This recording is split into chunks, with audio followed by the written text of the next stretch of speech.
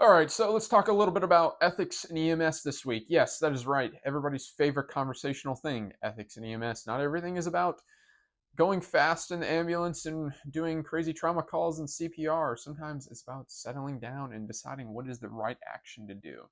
So that's what we kind of covered in culmination about this week in my paramedic class.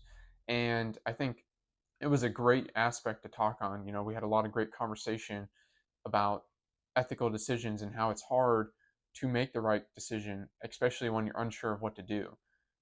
But the thing is not making a decision can be worse because that can result in uncertain times, uncertain outcomes, and we are not allotted that luxury of not making a decision. We have to make a decision. But because of that, we can't just make a willy-nilly decision. We need to use our best clinical judgment. And if you're not sure, use your peers, use your partner as a conversation. Hey, am I doing the right thing by making this call? Should we call the supervisor? Should we call medical control? Figure out what you need to do to make a proper and informed decision. Three things that I live by.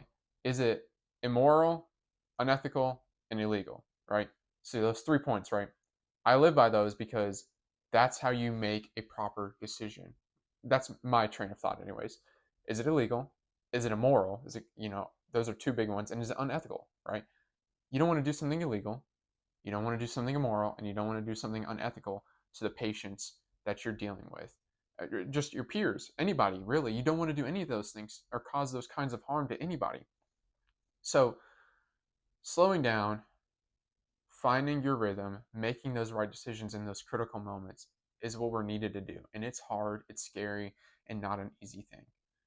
But use your resources, use your judgment, use your experiences. Remember what you've been taught and hone in on those things, and hopefully you can make the best informed decision to help treat your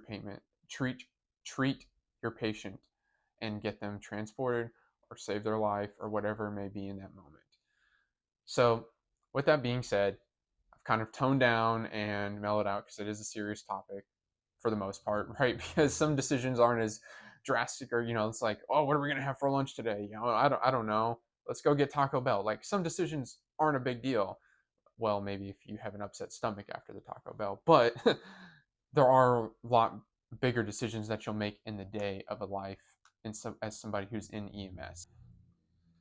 So, wrapping things up, week 7 reminded me that it's not just being a good clinical practitioner as a paramedic and EMT, it's about making the right decisions and judgment and doing the right things to support my peers, myself, and the patient most of all.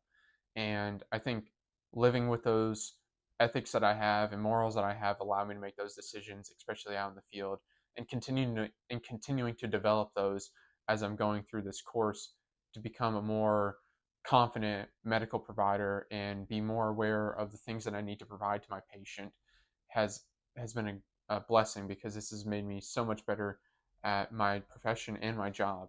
But but closing things out, let me know any tough ethical decisions that you've had to make. I mean, heck, it could be like I said. Did you have Taco Bell and it made your tummy upset? Or the decision could have been something more difficult, like with a patient or somebody at home. Remember, always keep things HIPAA compliant if you talk about anything that you've done in your profession, because that's how I stay safe, you stay safe, and we both keep our jobs. At the end of the day, have a good one, and that's all for this week.